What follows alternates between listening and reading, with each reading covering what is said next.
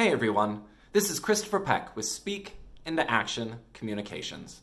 Welcome to episode 4 of Breakthrough Communicators, Seeing the Child in Charge, or How to Talk to the Real Decision Maker. Over the last week, we have committed to 5 conversations per day and applied intention and expectation to those conversations. Today, we see our relationships for who they really are.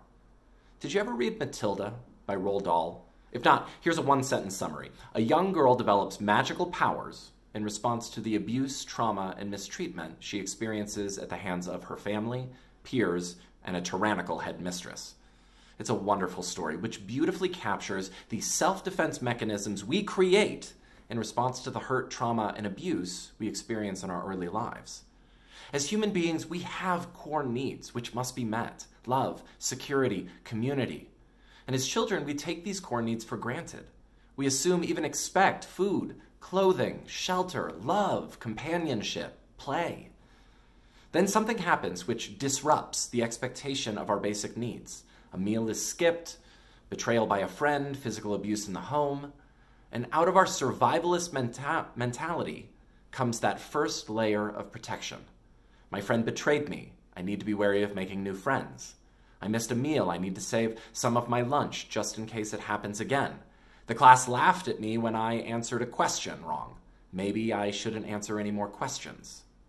And whether we were 3 years old, 5, 7, that first moment when we could no longer assume our needs would be met paved the way for layer upon layer of personal shielding. Until 10, 20, 50 years later, we have magnificently wrapped our inner child in a suit of armor built for one purpose: to protect him or her from pain.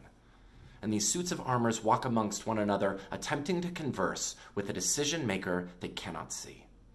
My favorite part of Matilda, spoiler alert, is when the kind, caring Miss Honey, the only character to show Matilda the love, security, and community she so desperately wanted to take for granted, adopts Matilda. And from that day forward, Matilda's powers are gone.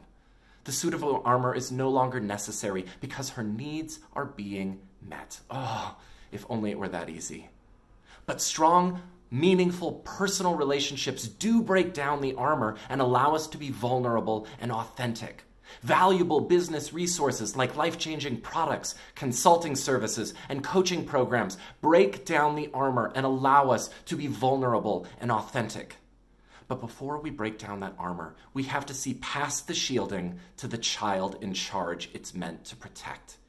That's the decision maker we must see and talk to if we ever expect to strengthen our personal and professional relationships.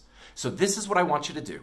In addition to committing to your 5 conversations with intention and expectation, I want you to see the child in charge. Look past the shielding, look past the armor, and see the child who so desperately wants to take for granted again love, security, and community in their life. That's the foundation of breakthrough communication. We commit to conversation, we apply intention and expectation, and most of all, we see the child in charge. Now, from here on out, we're going to apply skills that allow us to break through this armor and speak to and assure this child in charge. But if you're struggling to apply these foundational principles, I want you to stop here. Go back and re-watch episodes 2 through 4 every day and make this foundation a habitual part of your communication with others. Take as long as you need. When you're ready, catch up at your own pace. Communication in our personal and professional lives is a lifelong commitment, but we cannot be breakthrough communicators if we don't commit to this strong foundation. Thanks for watching, everyone. Like, comment, share your experiences, and share with your friends. This is Christopher Peck with Speak into Action Communications, helping businesses perform better by training better performers. I'll see you on Monday.